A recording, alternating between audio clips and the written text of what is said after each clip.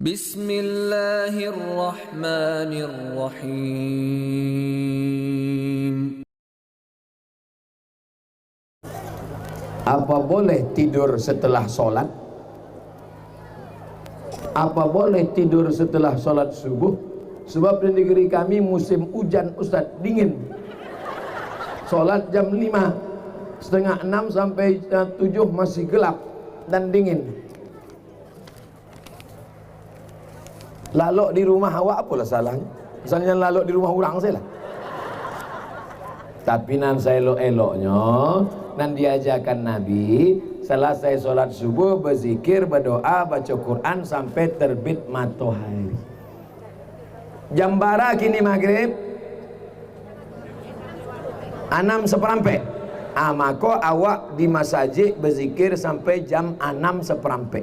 Mudah caranya. Beko kalau maghribnya 6:30, maka di masjid juga sampai jam 6:30.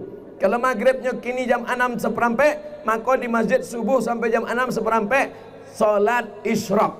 Habis duduk di masjid berzikir, baca Quran, berdoa, berzikir, baca Quran, berdoa. Tasbih 1000, alhamdulillah 1000, Allahu akbar 1000, istighfar 1000, salawat 1000, baca Quran, baca Yasin. 6:15 usolli sunnatal isyraq rakaat ini lillahi ta'ala, baru pulang ke rumah. Itu yang paling rancak. Tapi kalau ada orang habis sholat subuh laloknya, ndak ba'a. Cuma kecek beberapa dokter, kalau terlalu sering tidur setelah subuh nanti terkena stroke ringan. Keceknya stroke ringan. Nauzubillah. Bagaimana cara mengatasi rasa marah yang terlalu tinggi, Pak Ustadz? Kalau marah sedang berdiri, duduk. Kalau marah sedang duduk, baring. Marah itu gejolak api neraka, padamkan dengan air wudu, siram dengan air wudu. Sudah wudu ndak jauh padam, mandi awak. Ndak jauh padam, masuk ke lawi. Insya Allah bukan cuma marahnya hilang, urangnya hilang sekalian.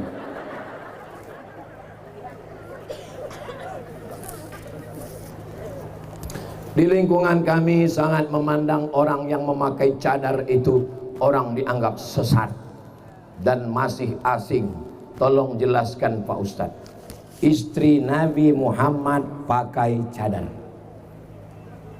Jadi kalau ada orang mengatakan orang pakai cadar sesat, berarti istri Nabi Muhammad enggak ambomnya begitu.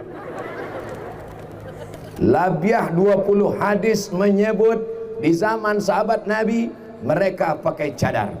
Tapi Nabi membolehkan yang wajahnya nampak. Oleh sebab itu, cadar adalah ajaran Islam. Mengejek cadar berarti mengejek ajaran. Yang bercadar silakan, yang tak bercadar boleh. Yang bercadar jangan ejek yang tak bercadar, yang tak bercadar jangan ejek yang bercadar. Sebab kalau yang bercadar mengejek yang tak bercadar, yang tak bercadar mengejek yang bercadar, yang nan galak nan indak bakain. Oleh sebab itu, jangan ejek orang bercadar. Ini kalau laki-laki pun banyak juga ejek orang bercadar.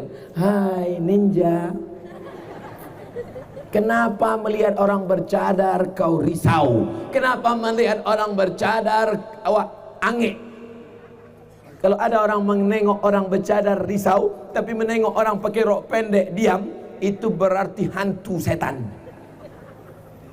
Otaknya sungsang. Galaknya membayangkan otak sungsang. Bagaimana dosa menjual tanah harta pusaka tinggi? Ama awak nan padusi, ama awak itu padusi.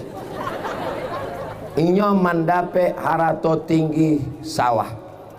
Itu bukan hak milik, tapi inyo adalah hak pakai.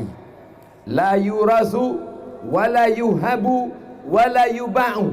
Tidak boleh dijual, tidak boleh diwariskan. Diwariskan maksudnya kepada ahli waris, tapi itu adalah wasiat turun temurun dari anak padusi turun ke anak padusi, turun ke anak padusi. Inyo sama macam wakaf zuriyah. Gunanya untuk apa?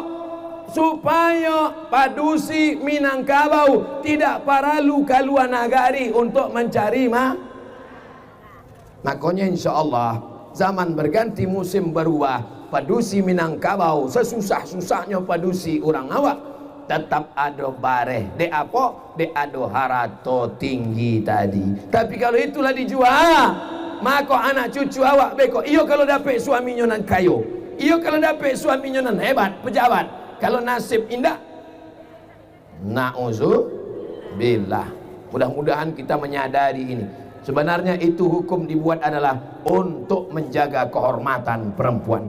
Bagaimana dosa bagi orang yang membuat ranji keturunan palsu? Man nusiba ila ghairi abihi, siapa nan dinasabkan bukan kepada nasab bapaknya, makanya dilaknat Allah Subhanahu wa taala. Turun ayat Zaid bin Muhammad, Zaid bin Muhammad, Zaid anak Muhammad, Zaid anak Muhammad. Turun ayat ud'uhum li abaihim, panggil mereka menurut nasab bapaknya. Karena Zaid bukan anak Muhammad, diganti dengan nasab bapaknya Zaid bin Harisah. Maka jangan membuat nasab keturunan pal. Kertas terakhir basawa abi karatehiko, awak sama-sama membaca doa. Bolehkah masjid itu diwariskan? Masjid tanah wakaf. Tanah wakaf tidak diwariskan, tidak dijual, tidak dihibahkan. La yurasu, tak diwariskan. Wala yuhabu, tidak boleh dihibahkan. Wala yubahu, tidak boleh dijual. Wahai bapak ketua masjid, urus akte tanah masjid ke BPN, Badan Pertanahan Nasional. Nanti di Badan Pertanahan Nasional ada pemilik nazir masjid. Kalau tidak, nanti tanah itu akan dituntut oleh ahli-ahli waris. Alhamdulillah itu sudah diatur oleh Negara Kesatuan Republik Indonesia. Amin ya rabbal alamin.